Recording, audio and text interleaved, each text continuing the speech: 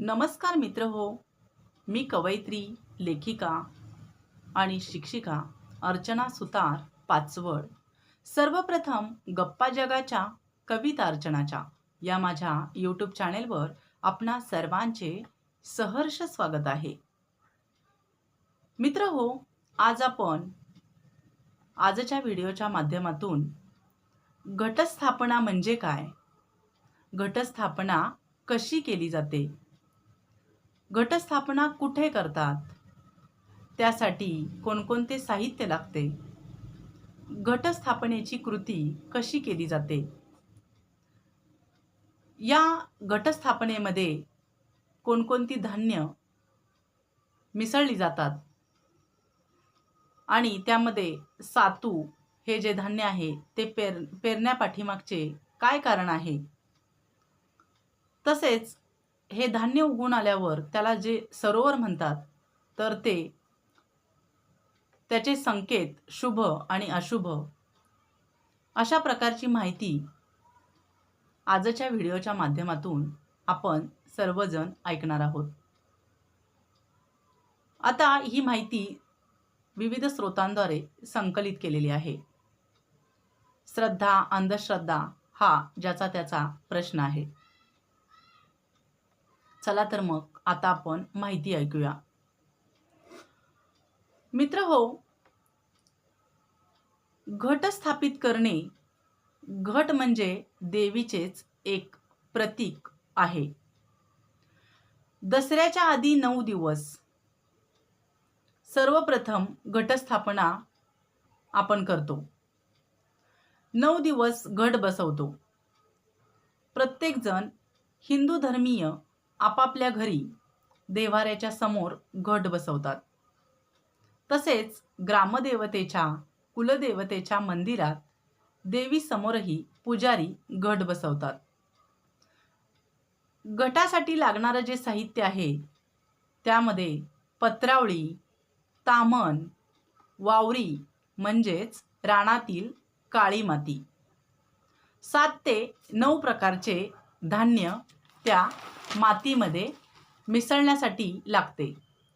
त्यामध्ये अजून साहित्यामध्ये तांब्याचा कलश किंवा मडके म्हणजेच त्याला घट म्हणतात, नागवेलीची किंवा आंब्याची पाने, रांगोळी, नारळ, सुपारी, घटात टाकण्यासाठी नाणे स्वरूपात पैसे, गोमूत्र, घट भरून पाणी, हळद, कुंकू, नाडापुडी म्हणजे घटाला गळ्याला बांधण्यासाठी तांबडा धागा आणि धान्यामध्ये विशेष करून सातू लागतात.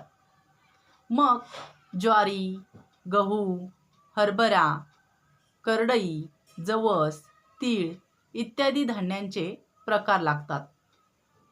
फुले, फुलांच्या माळा, उदबत्ती इत्यादी साहित्य लागते. आता मित्र हो, घट बसवण्याची जी कृती आहे ती आता आपण पाहूया. प्रथम गोमूत्र शिंपडून घरातील देव्हाऱ्यासमोर जागा रांगोळीने सुशोभित करून घ्यावी. मग एक ताट घेऊन ताटात पत्रावळी ठेवावी. त्या पत्रावळीत काळी माती पसरावी. त्यात 7 ते 9 प्रकारचे धान्य मातीत मिसळावे. त्यात घट म्हणून कलश किंवा मडके हळद कुंकू लावून मधोमध ठेवावे. त्या घटामध्ये पाणी भरावे. पाण्यात एक सुपारी, एक नाणे टाकावे. त्यावर नारळ ठेवावा. नारळाच्या कडेने नागवेलीची पाने किंवा काही लोक आंब्याची पाने उभी कडेने लावतात. ती 5 किंवा 7 असावीत. त्या घटाला गळ्यापाशी नाडापुडी म्हणजे तांबडा धागा बांधावा. धान्य उगवण्यासाठी मातीवर पाणी शिंपडावे. तिथे घटाला अगरबत्ती लावावी. फुले व्हावीत. शिवाय फुलांची माळ घटाला बांधावी. घटाला पहिल्या दिवशी पानांचीही माळ करून घालावी. 9 दिवस रोज वेगवेगळ्या फुलांची माळ घटाला घालावी. तशीच ज्यांना शक्य होईल ते आपल्या कुलदेवीलाही माळ घालण्यास जातात. दूर असेल तर सगळ्यांना शक्य होतेच असं नाही. आपल्या ग्रामदेवतेला मात्र सर्वच जण रोज एक माळ नेऊन बांधतात. मित्रहो, आता आपण या घटामध्ये वावरी समाविष्ट करून त्यात विशेष करून सातू आणि धान्य पेरण्याची काय कारणे आहेत याची माहिती, कथा आपण जाणून घेऊया. मित्रहो, सातू हे धान्य सर्वप्रथम कोणतीही पूजा असेल त्या प्रसंगी अगोदर घेतले जाते. कारण सातू हे धान्य जेव्हा सृष्टी निर्माण झाली तेव्हा पहिले निर्माण झालेले जर धान्य कोणते असेल तर ते म्हणजे सातू आहेत. म्हणून ते प्रथम घेण्याची प्रथा आहे. म्हणूनच सातूला फार महत्त्व आहे. मित्रहो, तुम्हा सर्वांनाच माहीत आहे की अन्न हे पूर्ण ब्रह्म आहे. जो माणूस अन्नाचा अपमान करतो त्याला मृत्यूपूर्व आणि मृत्यूपश्चातही त्रास भोगावा लागतो.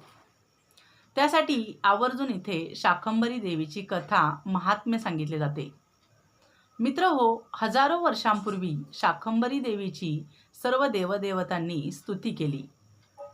शाकंभरी देवी सर्व देवदेवतांना म्हणते की ज्यावेळी पृथ्वीवरती 100 वर्षे दुष्काळ पडेल आणि दुष्काळ पडल्यानंतर पृथ्वीवर अन्ना वाचून लोकांच्या सजीव सृष्टीत हाहाकार माजेल, लोक अन्ना वाचून उपाशी राहतील, त्यावेळी साधू आणि संत माझी पूजा करतील, यज्ञ करतील, त्यावेळी मी प्रसन्न होईन.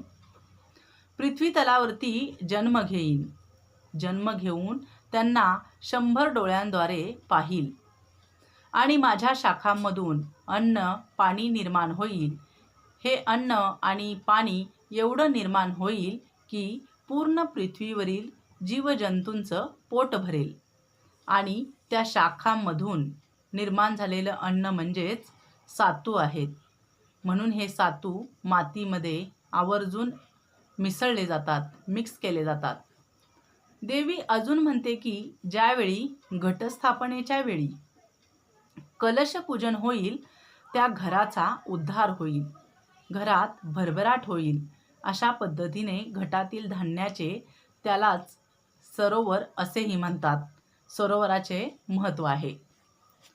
आता आपण सरोवराचे म्हणजेच घटात पेरलेले धान्य उगवण्याचे 5 प्रकारचे जे संकेत आहेत ते कोणते सांगितले आहेत ते पाहूया किंवा ऐकूया. इथेही श्रद्धा अंधश्रद्धा मानणे पाळणे हा ज्याचा त्याचा प्रश्न आहे. इथे आपण फक्त माहिती संकलित केलेली आहे त्यानुसार सांगण्याचा प्रयत्न करीत आहे.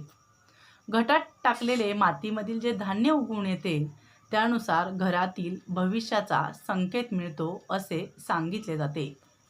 हे संकेत जरी सांगितले असले तरी श्रद्धा अंधश्रद्धा मानणे हा ज्याचा त्याचा प्रश्न आहे.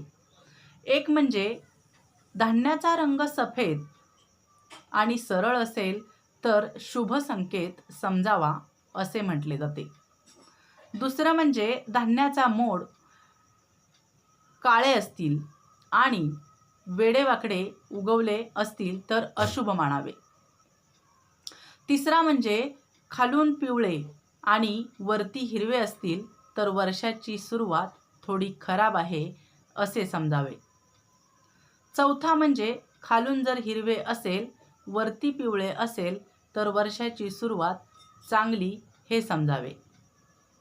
पाचवे म्हणजे 7 प्रकारचे धान्य दाट घनदाट आणि पूर्ण हिरवे सरळ उगवले असेल तर वर्षाचा काळ हा चांगला जाणार आहे असे समजावे. हिंदू धर्माच्या संस्कृतीवर ज्यांचा विश्वास आहे श्रद्धा आहे त्यांना हे पटेल. परंतु या गोष्टी मित्रहो सर्वांनाच पटतील असेही नाही. अशा पद्धतीने घटस्थापना म्हणजे काय, ती का करतात, कुठे करतात, त्याचे महत्त्व त्याची माहिती आपण आजच्या व्हिडिओच्या माध्यमातून ऐकलेली आहे. धन्यवाद.